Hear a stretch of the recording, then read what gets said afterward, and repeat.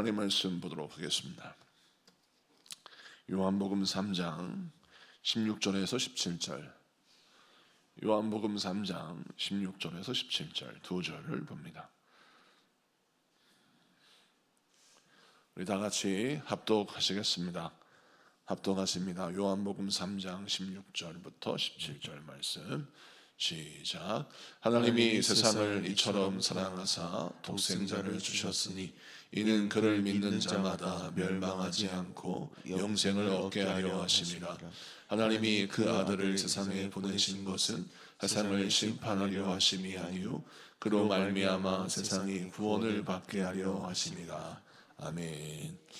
자, 오늘은 요한복음 3장 16절에서 17절 말씀을 통해서 받은 사랑의 가치에 걸맞게 살아가라, 받은 사랑의 가치에 걸맞게 살아가라 라는 제목으로 말씀을 증거할 때 우리 많은 은혜 받는 시간 되기를 바랍니다.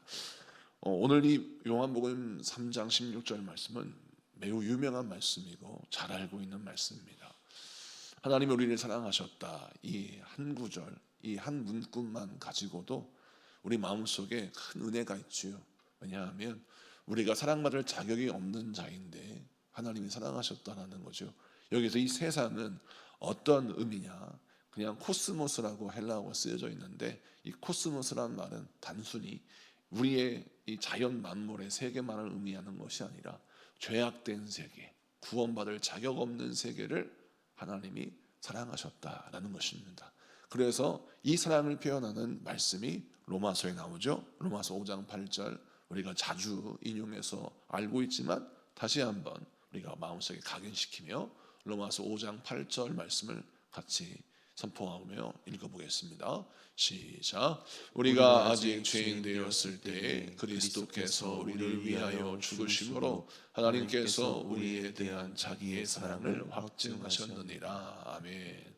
우리가 아직 죄인 되었을 때에 그리스도께서 우리를 사랑하셨다.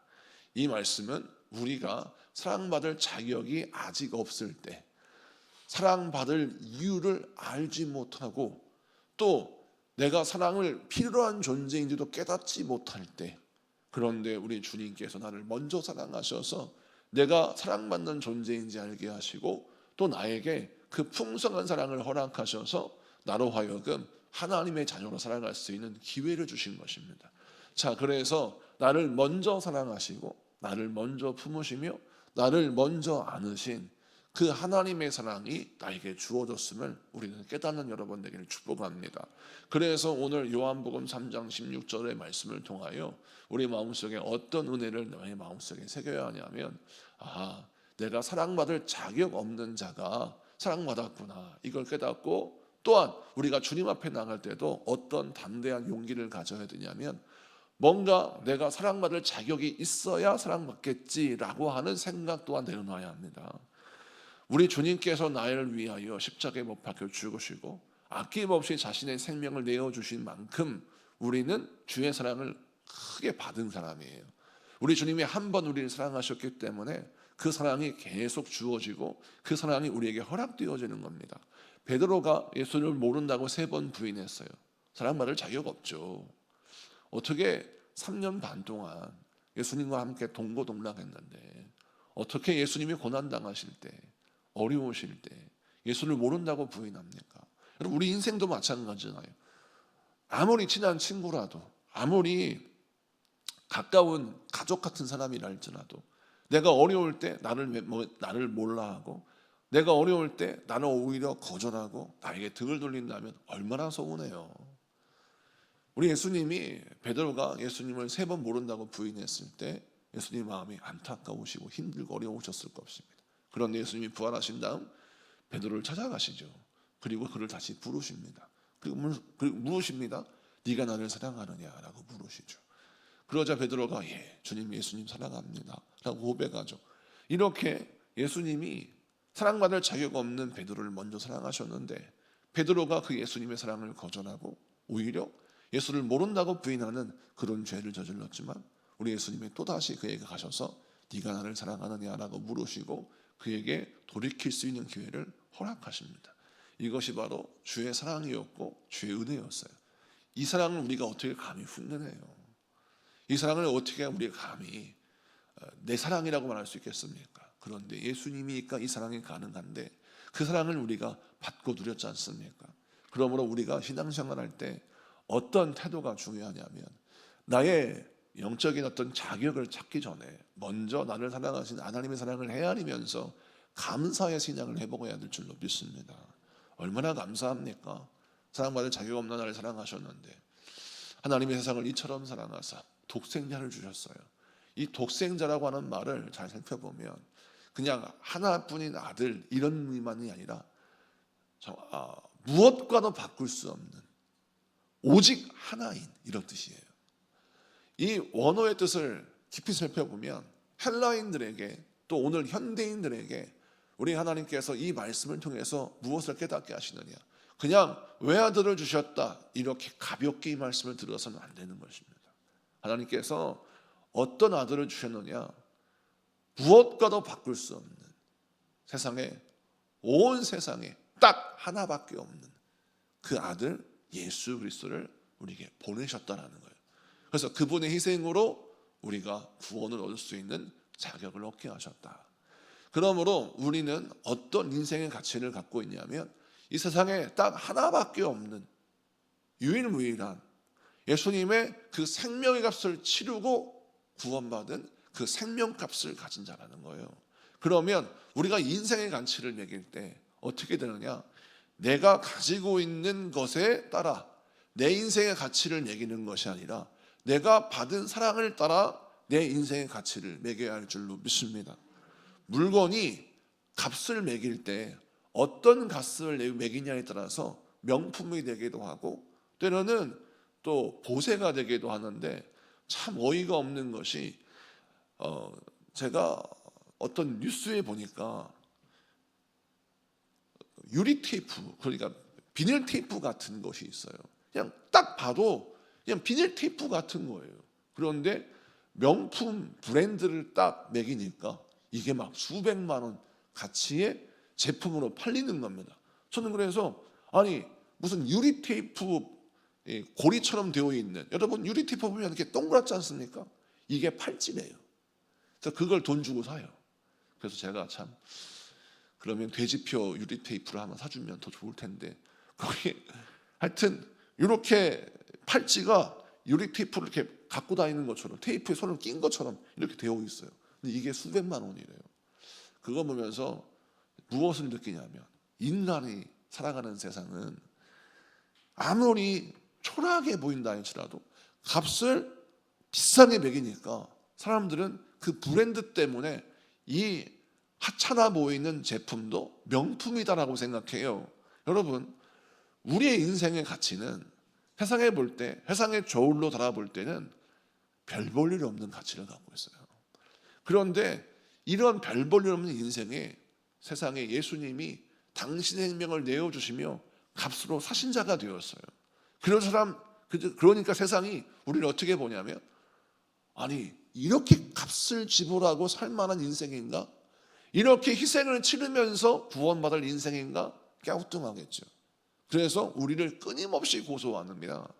하나님 앞에 악한 영이 끊임없이 뭐라고 고소하냐면 이런 사랑 받을 자격 없어요. 이런 복을 받을 자격 없어요. 왜 이런 낭비를 합니까? 라고 우리를 고소합니다. 세상은 우리를 사랑하시는 하나님의 사랑을 낭비라고 해요. 우리를 사랑하시는 하나님의 사랑이 잘못됐다고 말합니다. 그런데 우리 예수님이 그 사랑을 끊임없이 확증해 주시면서 우리를 향한 사랑은 낭비가 아니다 라고 말씀하시는 겁니다. 그러므로 우리의 인생을 돌아볼 때 어떤 태도가 필요하냐면 나는 예수님의 크신 사랑을 받고 누리는 값이 있는 인생임을 깨닫고 우리 인생의 무게를 좀 무게감 있게 대하는 것이 중요합니다. 어려움을 만날 때 또 환난을 만날 때 내가 그렇지 뭐 내 인생이 그렇지 또 예수 안 믿는 사람은 뭐라 그래요? 팔자가 그렇지 이런 말을 해요. 이건 여러분 세상의 미신을 쫓아 행동하는 사람의 특징이에요. 여러분 예수 안에 있는 자는 팔자의 문제가 해결됩니다. 아무리 세상의 미신으로 어떠한 굴레를 우리에게 심어놓는다 할지라도 세상의 운명을 부숴버리고 예수 그리스도의 능력으로 우리를 살리셔서 우리의 인생을 복된 인생으로 이끄실 줄로 믿습니다. 그러므로 나를 사랑하시는 주님의 사랑을 기억하고 내 인생의 가치를 내 인생이 그렇지 뭐 이렇게 하는 것이 아니라 나는 하나님께 복받은 인생이다 라고 선포하고 감사를 살아가는 여러분 되시기를 축복합니다. 자, 그러면 이렇게 값어치 있는 인생을 살아가는 사람이 되려면 어떻게 해야 됩니까? 내게 베푸신 그 사랑에 걸맞는 삶을 살기 위해서 노력해야 되는 것입니다. 우리가 다시 한번 요한복음 3장 17절을 읽어보겠습니다. 3장 17절 다 같이 읽습니다. 시작. 하나님이 그 아들을 세상에 보내신 것은 세상을 심판하려 하심이 아니요 그로 말미암아 세상이 구원을 받게 하려 하심이라. 아멘. 자, 받은 사랑의 가치에 걸맞게 살아가는 사람의 특징은 우리 예수님이 세상을 왜 사랑하셨는지 깨닫고 또 우리 예수님이 우리를 사랑하신 목적이 무엇인지를 또 깨닫고 그것을 행하는 겁니다. 내가 받은 사랑이 얼마나 크신 사랑인지 깨달았어요? 그럼 어떻게 해요? 감사할 줄 알아야 되죠. 그럼 그 감사할 줄 아는 게 뭡니까? 나를 사랑하신 목적을 헤아려 그 목적을 이루어드리기 위해서 노력하는 것입니다. 하나님이 세상을 사랑하시고 구원하기를 원하신대요. 그럼 우리가 어떻게 해야 돼요? 그 구원을 이루시길 예수님의 사랑을 실천하고 전하고 소개해야 되지 않겠습니까? 그것이 바로 전도인 것입니다. 오늘 17절은 받은 사랑에 걸맞게 행동하는 삶이 무엇인지 설명하는 말씀이에요. 여러분, 우리가 구원받았어요. 하나님의 사랑을 얻었어요. 그러면 이것을 가지고 나만 꼭 갖고 있는 것이 아니라 이 사랑을 전하는 자가 되어야 돼요. 이 사랑을 자랑하는 자가 되어야 돼요. 그런데 우리가 때로는 교만해져서 내가 큰 사랑을 받았어 라고 그 사랑을 소비하는 인생만 살면 이건 잘못된 사랑입니다. 여러분이 받은 사랑이 하나님이 크신 사랑이라는 걸 깨달았다면 그 사랑을 소비하는 자가 되지 말고 그 사랑을 실천하고 전하는 자가 되어야 할 줄로 믿습니다. 사랑은 사랑을 소비하려고만 해요. 그 사랑을 누리려고만 해요. 그런데 하나님의 사람들은 그 사랑을 실천하고 그 사랑을 전합니다. 그러면 그 사랑이 더 풍성해지는 역사가 일어나요. 그러므로 오늘 이 말씀을 붙들고 저와 여러분이 어떻게 해야 합니까? 내가 받은 사랑, 내게 허락하신 은혜를 자랑하십시오. 얼마나 크신 은혜입니까? 얼마나 크신 복입니까? 정말 예수 안 믿는 사람들에게 예수의 사랑을 전하고 또 방황하는 영혼들에게 예수의 사랑을 전하는 것이 얼마나 중요한 일입니까? 저는 모태신앙이었습니다. 태어날 때부터 예수 믿는 가정에서 태어났어요. 모든 것이 다 예수 믿는 그 기독교적인 바탕과 문화였어요. 그런데 중학교 때 제가 사춘기 때 흔들렸어요. 그래서 믿음을 바로 세우지 못하고 정말 하나님을 잘 섬기지 못했어요. 흔들리는 가운데 있었어요. 왜냐하면 세상의 문화 속에 또 노출되다 보니까 중학교에 되니까 사춘기에서 흔들려서 기도도 안 하고 정말 흔들리며 예배드리는 게 그렇게 힘들고 어렵더라고요. 그런데 저를 잡아준 게 저희 할머니요, 저희 어머니였어요. 이렇게 가족들이 끊임없이 잡아줬어요. 그리고 더 나아가 교회에 선생님이 또 찾아오셔서 저를 끊임없이 신방하고 저를 붙잡아 주셔서 제 신앙이 성장하게 되었습니다. 그때 저를 잡아주기 위해서 도와줬던 가족들, 그리고 저를 찾아와서 신방하며 격려했던 선생님들, 근데 그 모든 분들은 공통점이 있는데 바로 무엇이냐면 예수 안의 기쁨을 자랑하는 것이 있어요. 네가 이렇게 인생 살면 인생이 불행할 수밖에 없는데 나 예수 믿고 참 즐겁단다. 나 예수 믿고 참 행복하단다. 내가 신앙생활을 얼마나 행복하는 줄 아니? 라고 보여주고 들려주고 알려주었을 때 제 마음속에 어떤 마음이 드냐? 나도 저분이 믿는 예수님을 다시 한번 제대로 믿고 싶다. 나도 저 교회에 가서 신앙생활을 제대로 하고 싶다라는 마음이 생기는 거예요. 그래서 어렸을 때 그렇게 자주 가던 교회가 은혜를 받은 이후에 다시 보이게 되더라고요. 그래서 건물이 바뀐 것도 아니고 사람이 바뀐 것도 아닌데 하나님께서 은혜 주어 주시니까 교회 가서 예배에 앉아 있는데 그런 큰 은혜가 되고 성령의 불을 받고 변화가 되더라는 것이죠. 여러분, 내가 받은 사랑을 전하십시오. 할렐루야. 내가 받은 사랑을 여러분 선포하십시오. 그래서 방황하는 영혼들이 주님께 돌아오고 우리가 믿음의 삶을 사는 전도의 삶을 사면 어떤 일이 벌어집니까? 여러분 전도를 더 열심히 할 수 있도록 물지의 문을 열어주시고, 우리 주님께서 건강을 더하시고, 우리 주님께서 기회를 주십니다. 이것을 기억하십시오. 주의 사랑에 동참하는 자, 주의 구원에 동참하는 자는 우리 주님께서 함께 하셔서 그의 인생에 복을 주시고, 그의 인생에 놀라운 은사를 더하셔서 그의 삶에 하나님의 역사하심의 증거를 더욱 보여주시사 그 증거를 전할 수 있는 간증을 주실 줄로 믿습니다. 말씀을 마치고 정리합니다. 우리 예수님이 우리를 사랑하셨습니다. 이 사랑은 크신 사랑이죠. 사랑받을 자격 없는 우리를 사랑하셨으니 우리 인생의 가치를 여러분 고귀하게 갖는 여러분들에게 축복합니다. 나의 인생을 가볍게 대하지 마십시오. 나의 인생을 무게감 있게 대하십시오.